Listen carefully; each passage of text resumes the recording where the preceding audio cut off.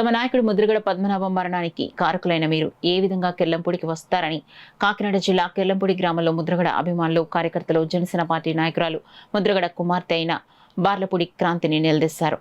తన తండ్రి ముద్రగడ చనిపోయాడన్న సమాచారం తెలుసుకున్న క్రాంతి తన తండ్రి పద్మనాభం భౌతిక కాయాన్ని సందర్శించేందుకు కిర్లంపూడికి విచ్చేసిన నేపథ్యంలో ఆమెకు చేదు అనుభవం ఎదురైంది. కూటమి ప్రభుత్వంలో ఉన్న ముద్రగడ కుమార్తెకు స్థానిక పోలీసుల నుండి మంచి సహకారం అందినప్పటికీ ముద్రగడ అభిమానుల నుండి మాత్రం తీవ్ర అభ్యంతర నిరసనలు ఎదురయ్యాయి.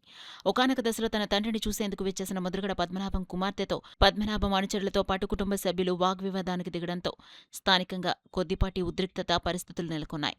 అందుకని అందరూ వాడిగా ముద్రగడ ప్రజామననాలను చోటు చేసుకోవడం జరిగిందని అభిమానులు అన్నారు. అందులో భాగంగా ముద్రగడ కుమార్తె బార్లపూడి క్రాంతిని కిర్లంపూడి నుండి వెనుకకు తిరిగి వెళ్లే వరకు వెనక్కి తగ్గేదే లేదని ముద్రగడ అభిమానులు తెగేసి చెప్పడంతో చేసేదేలేక పోలీస్ శాఖ అధికారులు అక్కడి నుండి ముద్రగడ కుమార్తెను తిరిగి వెనక్కి పంపించారు. ఈ సందర్భంగా ముద్రగడ అభిమానులు మాట్లాడుతూ తమ నాయకుడు ఏ ఒక్కరికో సొంతం కాదని అందరికీ సొంతమని వారన్నారు. ఏదేమైనా ఇటువంటి మహోన్నతుడు ప్రస్తుత రాజకీయాల్లో దొరకడని వారు కన్నీటి పర్యంతమయ్యారు. ముద్రగడ వంటి నాయకత్వాన్ని బలపరచాలంటే ఆయన కుమారులకు మనందరిచ్చాలనే ఆశీస్సులు మెండుగా అందించాలని ముద్రగడ అభిమానులు కోరారు.